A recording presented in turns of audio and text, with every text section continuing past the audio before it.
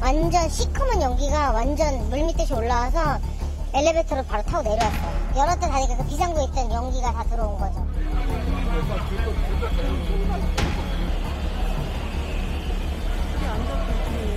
저희들이 그 선착했을 당시에 그 내부에 이미 그 연기들이 가득 차 있었으며 그 창문으로도 이렇게 분출이 되고 있는 상황이었습니다.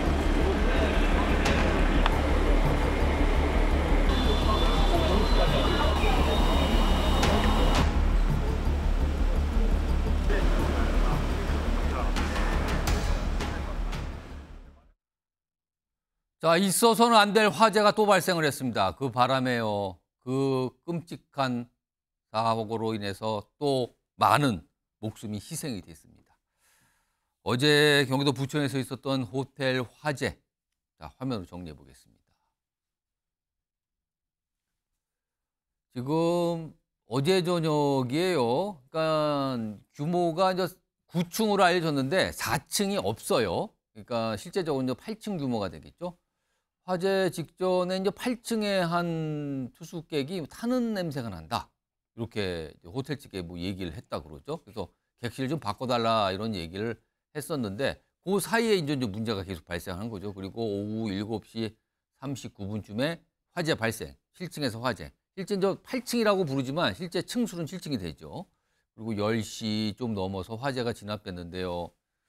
최종적으로는 7분이 사망을 하셨고요. 12분이 부상입니다. 그리고 희생자 대부분은 7층, 8층 지금 투숙을 했던 투숙객으로 알려지고 있습니다. 한 27명 정도가 총 투숙객이었는데 지금 19명이 사상이니까 굉장히 많은 피해가 발생을 했습니다. 소방 관계자의 설명 추가로 좀 들어보겠습니다. 사상자들이 어디서 많이 발견됐냐?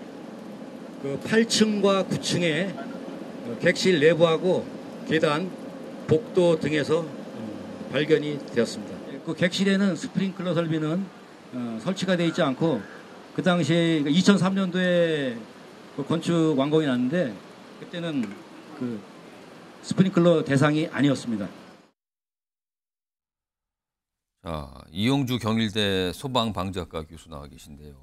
우선 소방대가 화재 신고 4분 만에 출동했으니까 비교적 신속하게 움직였어요. 그리고 진화에 들어갔는데 근데 사상자가 너무 많습니다. 지금 19명, 사망이 그중에 7명인데 이렇게 큰 피해가 발생한 이유는 어디 있다고 봐야 됩니까? 예, 말씀하신 대로 사실은 신고 이후에 현장 도착한 시간이 4분 이내면 굉장히 빠르게 현장에 접근한 거거든요. 사실 통상적으로 한 5분에서 7분 정도 이 정도를 골든타임 보고 그 시간 안에 도착하려고 노력들을 하는데요. 그거보다는 빠르게 선착대가 현장에 도착했음에도 불구하고 이미 도착했을 때 복도라든지 이런 부분이 연기에 굉장히 강하게 노출되어 있는 상황이었다라고 말씀들을 하시고 또 하나는 사실은 여기 안에 투숙객들이 경보도 울렸고 경보를 듣고도 대피를 하는 과정에서도 사실상 경보가 울린 이후에 대피하려고 보니까 이미 대피할 수 없는 상황이었다는 거잖아요. 이미 복도가 꽉 연기로 차 있고. 그래서 사실 그런 상황을 본다면 화재 경보, 화재 감지가 되기 이전에 상당 부분 화재가 좀 진행된 상황이 아니었을까. 그래서 감지가 지연됐다. 그래서 이제 말씀하신 대로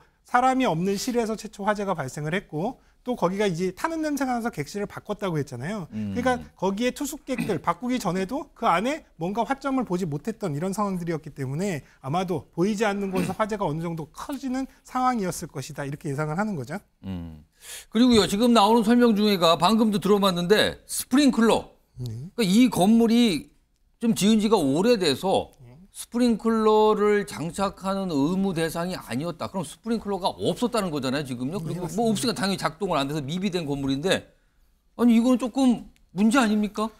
예, 뭐 그 당시 이게 2003년도에 완공된 건물로 이렇게 확인이 되는데요. 사실 이제 9층짜리 건물이기 때문에 이 당시에는 스프링클러 설치 대상이 아니었습니다. 다만 근데 최근 2017년도 이후에는 6층 이상의 건축물은 모든 건축물이 다 전층 스프링클러 설치 대상으로 바뀌었는데요. 그러니까 지금 지어지는 이 똑같은 이 규모의 건물이라면 모든 실에 다 스프링클러가 있었을 텐데 과거에 2017년을 기점으로 그전에는 10층이 넘어야만 되는 거고 이제는 그 이후에는 6층이 넘어야 되는 거 좀 강화됐다는 건데. 네, 맞습니다. 그러면은 지금 과거에 지은 예를 들어서 한 10층에서 6층 그 사이 건물이 꽤 있을 거 아닙니까? 그러면 그런 건물들은 지금 스프링클러 관련해서 다 무방비라는 겁니까, 그럼? 예, 초기 진압 설비로서 가장 효과적이다라고 하는 스프링클러가 있으면 화재의 진압이라든지 또 이를테면 인명 피해라든지 이런 부분은 상당히 좀 기대하는 부분이 클 텐데 예. 다만 이제 말씀하신 대로 사실 기준들이 계속 강화돼 오다 보니까 사실 이전에는 이런 부분들이 적용이 안 됐던 대상들도 상당히 있습니다. 그래서 어떤 분들은 이런 것들도 소급 적용해야 된다. 한마디로 지금이라도 지금 법에 맞춰서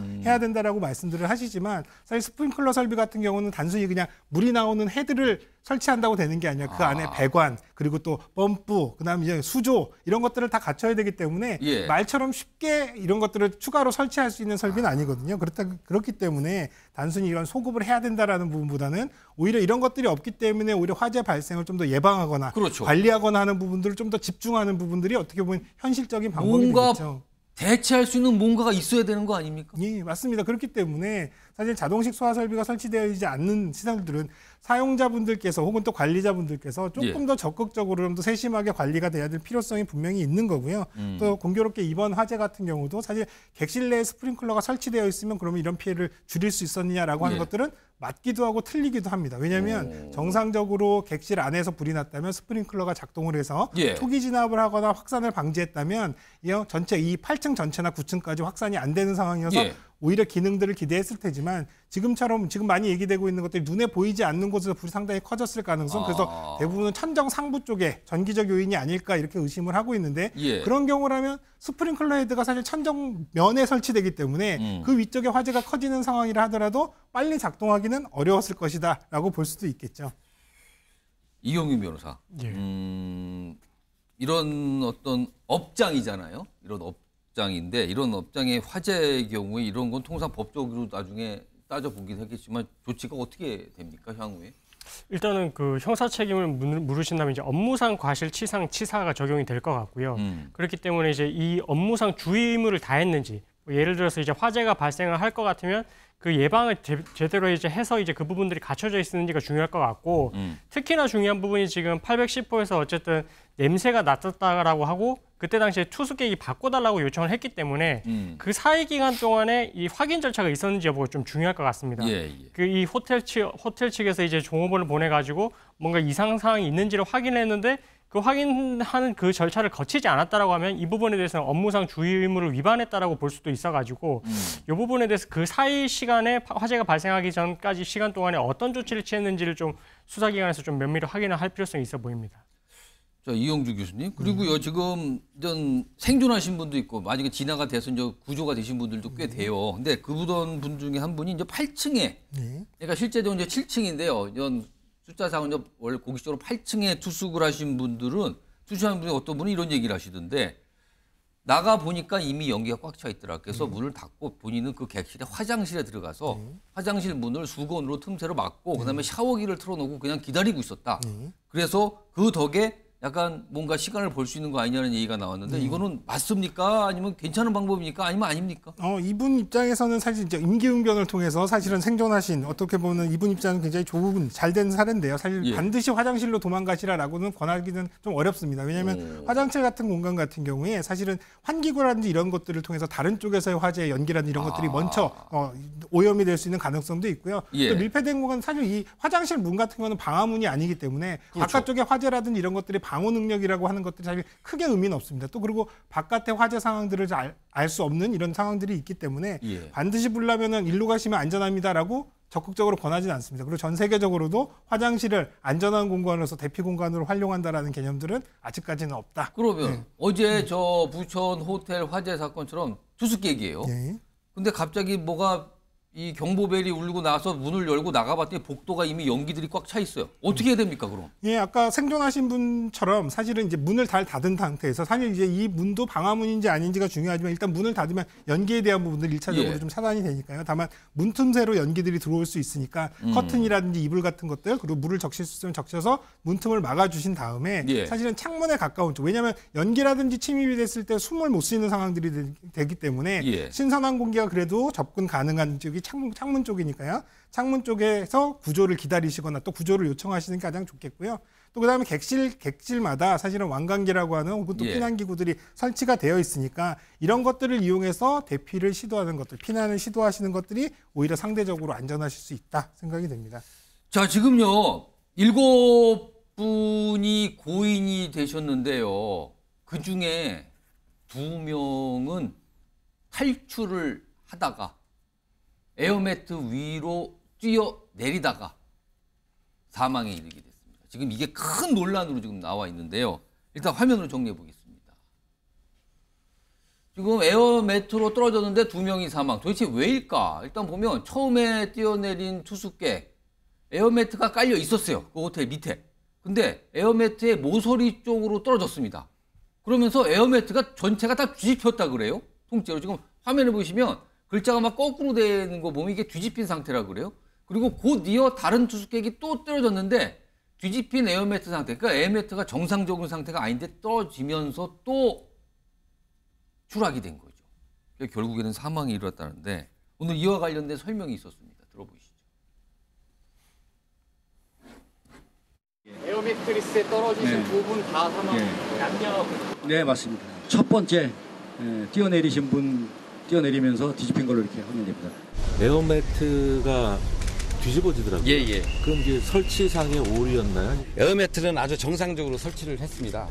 큰 거로 10층 이상용으로 정상적으로 설치해서 모서리로 떨어지면서 이게 이렇게 뒤집히는 현상이 생긴 게 약간 주차장 들어가는 바닥이 약간 경사도가 좀 있습니다. 경사도가 있고 또 이 모서리로 떨어졌고 하는 거에 대해서 이런 뒤집어지는 현상이 어떻게 생겼는지에 대해서는 전문가 자문을 받아서 연구를 할 계획입니다. 잡고 있거나 그러진 않습니까?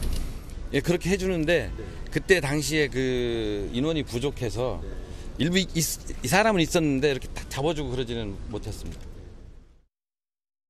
아니 일단 이렇게 되면은요 에어매트가 깔려 있어요. 뛰어내리는 게 맞는 건가? 내가 저길 뛰어내리면 살 수 있는가? 이거 의심하게 되잖아요. 이용주 교수님? 네. 아니 에어매트 모서리 쪽으로 떨어졌다고 에어매트가 전체가 뒤집히는 게 말이 되는 겁니까 이게?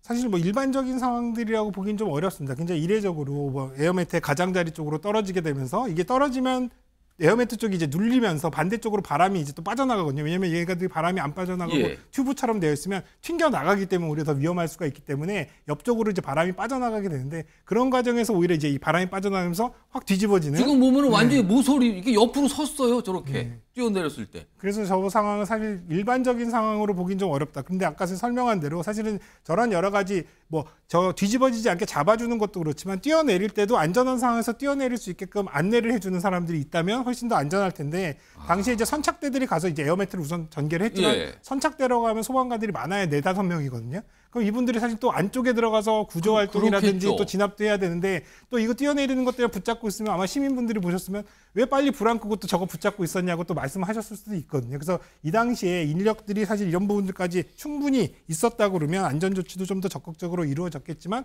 그런 부분들이 이루어지지 못한 부분은 참 안타까운 부분이다. 근데 결과적으로 모서리에 떨어져서 뒤집혔어요. 근데 그 뒤집히지 않기 위해서 누군가가 새 모퉁이에서 잡고 있었으면 괜찮았을 거 아닙니까? 그럼 이런 에어매트는 사람이 잡고 있어야 되는 겁니까? 사실은 뭐 인력이 충분하다면 사실은 충분히 잡고도 있어야 되고 사실은 위에서 떨어질 때 떨어진 사람들을 빨리 또 안내도 하고 옮겨주시고 옮기고. 그다음 밑에 사람들이 에어매트에서 이제 빠져나와야 그다음 뛰어내리는 예. 순서도 통제도 하고 해야 되는데 그런 부분들이 다소 이제 이루어지지 못한 점이 아쉬운 거죠. 그래서 두 번째 떨어지신 분 같은 경우도 사실 어떻게 보면은 에어매트가 사실 이제 한쪽으로 기울어지고 제대로 넘어간 안 돼 있는 안 돼 있는 상황에서 통제를 받지를 못하니까 본인은 또 급하니까 뛰어내리시면서 더 위험하게 그분께서는 너무 빨리 결과적으로 너무 빨리 뛰어내린 게 된 겁니까? 그렇죠. 사실은 본인도 사실 밑에를 잘 확인하고 상태의 안전에 대한 부분들을 한번 확인하셨으면 더 좋았겠다 싶지만 또 다급한 마음에 뛰어내릴 수밖에 없었던 그런 상황들도 더서 이해가 안 되는 부분은 아닙니다. 지금 이게 보도를 통해서 나온 설명 중에 저 에어매트가 너무 낡은 거 아니냐 그리고 뭐 충분히 공기가 들어가 있었던 거 맞느냐 이런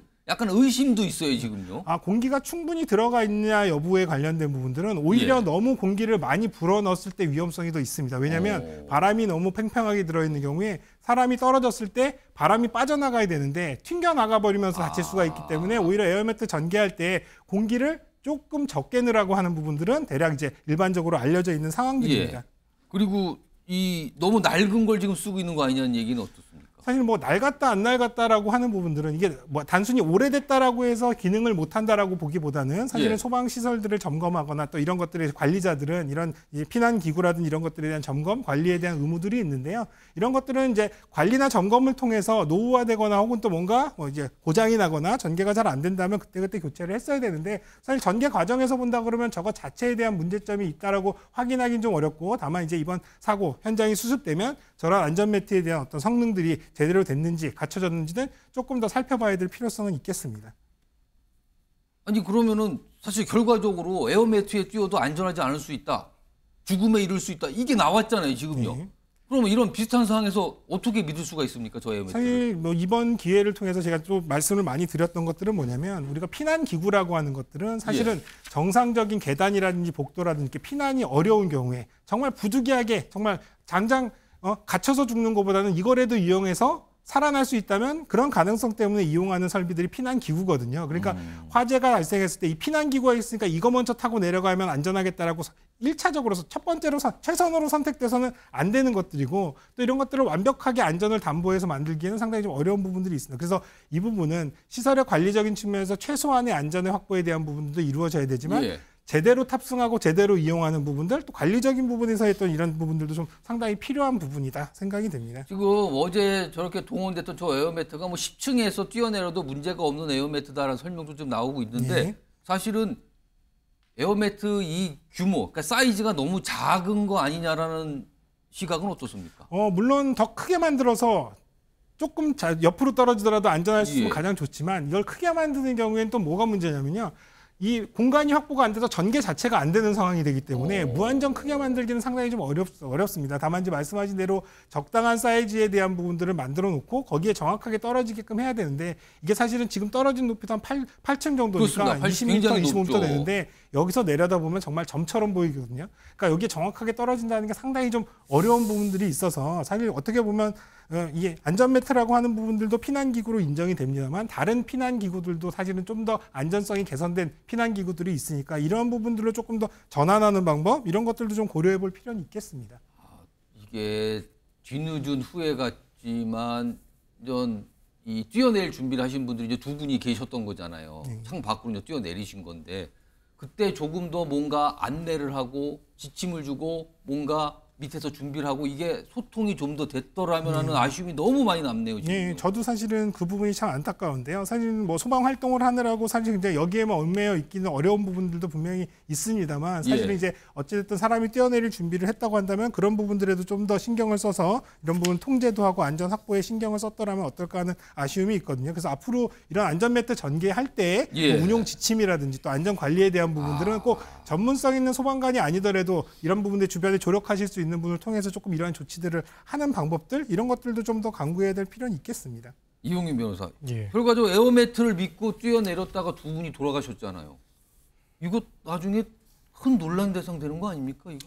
뭐 이 에어매트를 설치를 하고 설치한 이후에 이제 어떻게 처리를 하고 이런 부분들에 대해서는 뭐 소방 당국이 아마 지침이 있을 것 같아요. 그래서 이런 긴급 대응 매뉴얼 같은 게 있을 텐데 그 부분에 대해서 충실히 따르고 그때 당시에는 뭐 인력이 부족했기 때문에 다른 일을 뭐 화재를 진압하는 아니면 다른 뭐 요구조자들을 이제 구조를 하는 행동을 했던 이런 게 있었다라면 주의의무 위반은 뭐 문제 삼기는 좀 쉽지는 않아 보이고요. 근데 만약에 그런 것들을 차치를 하고서 에어매트에 좀 긴급적으로 이제 인력이 조금이라도 투입이 돼서 뭐 확인을 해야 될 필요성이 있었다. 근데 그런 걸 이제 부주의해서 이런 피해가 발생을 했다라고 하게 되면 그런 부분에 대해서는 뭐 주의무 위반을 물을 수는 있을 것 같긴 한데 근데 이 부분에 대해서는 사실 소방당국에서 어떤 매뉴얼을 통해서 또 대응을 하고 있는지 이 부분까지 밝혀져야 뭐 책임 여부를 따질 수가 있는 문제여 가지고 일단은 뭐 어떻게 될지는 뭐 수사기관의 상황을 좀 지켜봐야 될 것 같습니다. 저 화재 현장에 지나면서 소방대원분들 정말 고생 많이 하신 거 다 알고 있습니다. 그러나 저런 아까운 죽음, 아까운 목숨을 좀 어떻게 구하지 방법은 없었을까? 이런 안타까움 때문에 지금 이런 질문과 지적들이 계속 나오는 거거든요. 아무튼 어제 저런 일이 좀 있었습니다. 그리고요, 이용주 교수님. 소방당국이 아까 말했지만 한 4분 만에 굉장히 신속하게 출동을 했어요. 사다리차 이용 가능성은 없었는가에 대한 얘기도 좀 있던데요. 지금 알려진 바에 의하면 사다리차도 출동을 한 것으로 알려졌는데요. 다만 문제는 출동을 했다 하더라도 전개를 반드시 해야 되느냐라고 하는 부분들은 차이가 있습니다. 왜냐하면 사다리차도 가면 무조건 전개할 수 있는 게 아니라요. 폭이라든지 또 전개 각도라든지 또 여러 가지 뭐 일단 전봇대나 전신주, 나무 이런 것들에서 전개가 어려운 상황이 있었을 수도 있고요. 또 한편으로는 사다리차를 전개해서 구조를 해야 되는 상황이었는지 아마도 이분들이 이제 떨어지면서 사망한 건 그 이전 단계였던 것 같은데요. 예. 그러다 보니까 사실 굳이 전개를 하지 않는 상황에 작전상에 이런 판단들이 있었을 것으로 보이거든요. 그래서 일반인들이 보시기에는 왜 사다리차를 전개 안 했냐. 예. 그래서 이건 전개를 했다 안 했다의 문제가 아니라 전개를 할 수 있는 여건들이 갖춰졌는지 또 전개를 할 필요성이나 목적이 있었는지 이런 것들을 잘 들여다볼 필요는 있겠다. 단순히 그래서 전개를 안 했다는 것 자체가 잘못됐다. 이렇게 판단하기는 어렵습니다. 일단 지금까지 나온 저 호텔 화재 원인은 뭐로 지금 소방당국은 보고 있는 겁니까? 일단 저도 그렇고 소방당국도 그렇고 전기적 요인일 가능성이 좀 가장 높은데요. 왜냐하면 처음에 객실에 투숙객 810호, 불이 난 810호에 투숙객들이 갔을 때 타는 냄새가 나서 교체를 해달라고 했다잖아요. 근데 타는 냄새는 났지만 어디서 불이 났는지를 몰랐다면 눈에 보이는 공간 안에서 불이 난 상황은 아닐 것이다 라고 예상할 수 있고 가려진 곳 어디에서. 그러면 이 객실 안에서 가려진 공간이라고 한다면 또 이 천정 위쪽에 반자 공간이라고 그래서 천정 위쪽 공간에서 불이 났을 가능성이 있고 그럼 그 공간에서 불이 나는 가장 많은 이 빈도는 아마도 전기적인 요인, 아마도 전기의 합선이라든지 전기 기기의 어떤 문제 이런 것들로 볼 수 있는 가능성이 현재는 가장 높지만 그래도 이런 부분들은 감식을 통해서 정확한 원인에 대한 규명들이 필요해 보입니다. 지금 다음 준비된 영상의 목소리가 있는데요. 어제 저 화재로 희생이 되신 분이 가족과의 마지막 통화하는 목소리가 있습니다. 그 목소리가 지금 영상으로 준비되어 있는데요. 일단 들어보겠습니다. 7시 40 몇 분에 저한테 전화가 왔어요. 엄마, 내가 묵고 있는 곳에 불이 났어. 엄마, 더 이상 전화를 할 수가 없어. 그리고 끊었어요. 위치도 알 수가 없었어요. 다시 전화가 왔어요. 다시 받았을 땐 엄마, 5분이면 내가 5분이 지나면 숨을 못 쉴 것 같아. 구급대원도 여기는 올라오지를 않아주고 있어. 내 일기장과 모든 건 다 태워줘. 그리고 전화를 끊었는데 이경윤 변호사, 이걸 어떻게 합니까, 저쪽들은?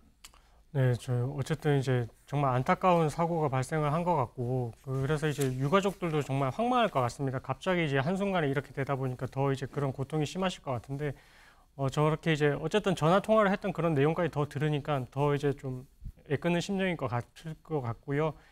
어쨌든 사고에 대해서 이런 게 다시는 발생을 하지 않아야 되는 만큼 특히나 이제 노후화된 건물에 있어서는 더욱더 이런 소방 안전 시설 이런 부분들이 스프링클러를 비롯해서 여러 가지 시설들이 조금 정비가 필요가 있을 것 같습니다. 그래서 이번에 문제점을 좀 이런 것들을 파악을 하시고 좀 이런 부분에 대해서 예방을 할 수 있는 그런 조치들을 법적으로든 미비한 부분들에 대해서 좀 보완이 필요할 것 같습니다. 일단요, 아까도 뭐 다 짚어드렸지만 옛날에 좀 지은 지 꽤 된 건물들은 법적 규제를 안 받습니다. 스프링클러 관련해서 10층 이하들은. 그러면 그 건물 사실상 지금 스프링클러가 없다는 거잖아요. 비슷한 상황이 있을 수 있는 거고요. 그리고 그 건물의 내장재에 따라서 유독가스 발생도 차이가 있을 수 있는 거죠. 그리고 아까도 전해드렸지만 에어매트 과연 믿을 수 있는가? 이 문제까지 갔습니다. 마지막으로 이영주 교수님, 이거 앞으로 어떻게 해야 됩니까? 이런 거 발생하면 또 안 되는데요. 어떻게 해야 됩니까, 지금? 사실은 말씀하신 대로 소방시설들을 강화해서 뭐 소급하거나 이럴 수도 있겠죠. 무리하게 한다면. 근데 다만 이런 것들은 현실적인 여건으로는 상당히 어려운 부분이기 때문에 이 부분을 전제로 하긴 좀 어렵고, 다만 이제 시설적으로 안전을 확보하기가 조금 한계가 있다면 관리적인 입장에서의 안전을 조금 더 적극적으로 하는 부분들, 이를테면 화재에 대한 부분들의 발생 예방을 좀 더 적극적으로 한다든지, 아니면 불이 났을 때 다른 건 몰라도 사람이라도 빨리 도망갈 수 있게끔 유도를 할 수 있고, 또 아니면 화재를 끌 수는 없지만 빨리 감지를 해서 빨리 대피를 시키면 그만큼 또 위험은 적어지기 때문에 지금 말씀하신 것 중에 하나라도 빨리 되면 피해를 크게 줄이겠네요. 네, 맞습니다. 그래서 이런 것들을 사실 뭐 시설을 지은 건물처럼 다 완벽하게 갖춰놓을 수 있으면 가장 좋지만 그게 난망하다면 이렇게 필요한 부분들을 조금 더 적극적으로 할 수 있게끔 뭐 규제를 강화하는 것도 있지만 스스로 이런 부분들의 안전을 확보함으로써 좀 더 이런 부분들의 경쟁력을 가질 수 있게끔 하는 부분들도 필요하고요. 또 한편으로는 이런 여러 가지 화재 상황에서 물론 건물이나 관리자들의 어떤 이런 부분들도 중요하지만 내 스스로의 안전을 지키기 위한 안전 수칙, 또 안전 행동 요령 이런 것들도 사실은 굉장히 중요합니다. 최근 화재에서는 개인의 판단에 의해서 뭔가 대피를 할지 안 할지에 대한 판단, 또 안전 조치에 대한 부분도 점점 중요하게 인식이 되고 있기 때문에 예. 우리가 남한테 나의 안전을 지켜달라 이렇게 맡겨놓기보다는 스스로 안전. 그래서 이렇게 숙박시설이나 호텔에 갔을 때 피난 안내도를 보면서 내가 어디에 있고 어디에 도망갈지라도 미리 확인해 보시고. 혹시라도 일이 그죠? 발생하면 나는 이리로 가야 되는구나를 그리고 또 숙지를 해야 맞습니다. 되는군요. 그리고 피난기구나 완강기 같은 것들이 어디에 예. 있는지도 보고 또 사용할 수 있는 방법도 평상시에 안다면 조금 더 생존할 수 있는 이런 가능성들을 높일 수 있기 때문에 예. 이러한 노력들도 우리 스스로도 좀 해야 될 필요는 있다 생각이 됩니다. 알겠습니다. 지금까지 전해드린 게 이제 화재 사고잖아요. 지금요. 이게